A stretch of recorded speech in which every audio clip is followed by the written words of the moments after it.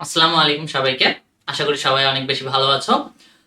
তো তোমাদের জন্য আজকের এই ভিডিওটা যারা এইচএসসি 25 এবং 26, ঠিক আছে, এবং যারা নতুন এইচএসসি তে উঠবা মানে হচ্ছে 27, ঠিক আছে।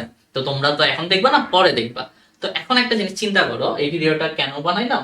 এইচএসসি 24 এর মতো তোমরা এই ভুলগুলো করলে অ্যাডমিশনে বিপদে পড়বা। এখন এই ভিডিওটা আসলে কেন বানানো, সেটা তোমাদেরকে আসলে বলি, ঠিক আছে। যে এই ভিডিওটার আসলে কারণটা কি।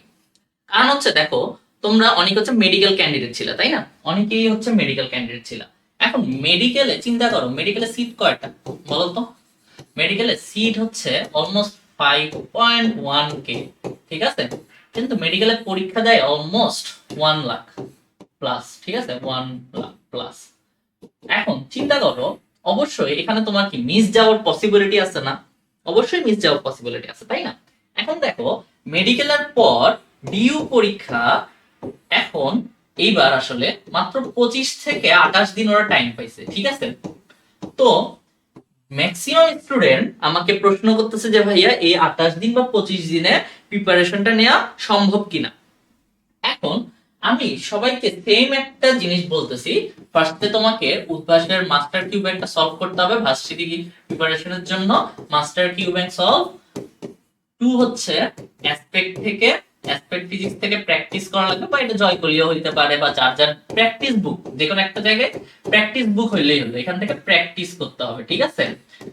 তারপর হচ্ছে তোমাকে এক্সাম দিতে হবে। এখন সব থেকে মজার বিষয় হচ্ছে যেটা, অনেকে হচ্ছে এই জিনিসটা সলভ মানে এখন সলভ করতেছে।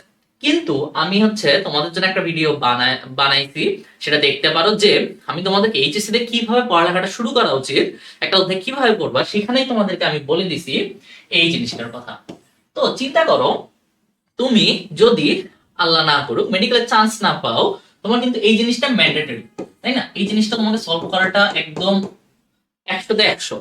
এখন যারা এইটা হচ্ছে তোমাদের একাডেমিকে সলভ করে রাখছে, হ্যাঁ, এবং তোমরা যদি রাখো, তাহলে কি হবে, তোমরা হচ্ছে অ্যাডমিশনে এই যে 25টা দিন সময় পাবা, ধরো তোমরাও 25 দিন সময় পাবো, এখানে তোমরা মূল ফোকাসটা তোমরা প্র্যাকটিসে দিতে পারবে, ঠিক আছে।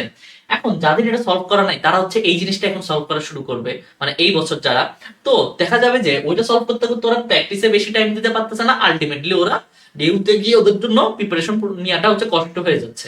কিন্তু তোমরা যারা এই মাস্টার কিউ ব্যাংকটা আগে থেকে সলভ করে রাখবা, বিশেষ করে ভার্সিটিটা, তাহলে দেখবা যে তোমরা আর এই জিনিসটা কিন্তু তোমরা রিভিশন দিলেই হয়ে যাচ্ছে। তখন হচ্ছে তুমি যদি আগে সলভ করে রাখো, তোমরা হচ্ছে জিনিসটা রিভিশন দিলে হয়ে যাবে, তখন তুমি প্র্যাকটিসে বেশি ফোকাস করতে পারবা। আর অ্যাডমিশনে ভালো করার অন্যতম সেরা হাতিয়ার হচ্ছে প্র্যাকটিস। ভার্সিটিতে স্পেশালি তুমি যত বেশি প্র্যাকটিস করবা, তত তোমার বিভিন্ন বিভিন্ন নতুন টাইপের সাথে পরিচয় হবা, যেগুলো তোমার মাস্টার কিউ ব্যাংকেই আছে ম্যাক্সিমাম। আর নতুন কোশ্চেন সলভ করলে তোমার হচ্ছে কনফিডেন্ট বাড়বে। এখন যারা দেখো এই বছর হচ্ছে কোশ্চেন ব্যাংকটা এখন সলভ করতেছে, তাদের জন্য প্র্যাকটিসের জন্য খুব কম টাইম, ঠিক আছে। তাই এইচএসসি 25 এবং 26 এর যারা আছো, 25 এর তো সামনে এইচএসসি, তোমরা যারা হচ্ছে মানে পরীক্ষাটা কভার করে রাখছো, তারা হচ্ছে এখন থেকেই এই মাস্টার কিউ ব্যাংকটা সলভ করা শুরু করে দাও। আর হচ্ছে যারা 26, তারা হচ্ছে আমার যে ভিডিওটা বানিয়েছি, যে এইচএসসি থেকে কিভাবে পড়ালেখা শুরু করা উচিত, সেই ভিডিওটার থেকে তোমরা হচ্ছে দেখো, এবং হচ্ছে এই যে কোশ্চেন ব্যাংকটার কথা বললাম, মাস্টার কিউ ব্যাংক, উদ্ভাসের মাস্টার কিউ ব্যাংক, এখানে ভুল লিখছি, মাস্টার কিউ ব্যাংক যেটা আছে ভার্সিটির জন্য, সেটা সলভ করা, সরি একাডেমিকে থাকতে থাকতেই শুরু করে দাও। তাহলে সেটা তোমাকে ভার্সিটিতে অনেক বেশি একটা আপার হ্যান্ড দিবে, তোমার হচ্ছে টেনশন কমাই দিবে, ঠিক আছে। তো ভালো থাকো, সুস্থ থাকো, আল্লাহ হাফেজ।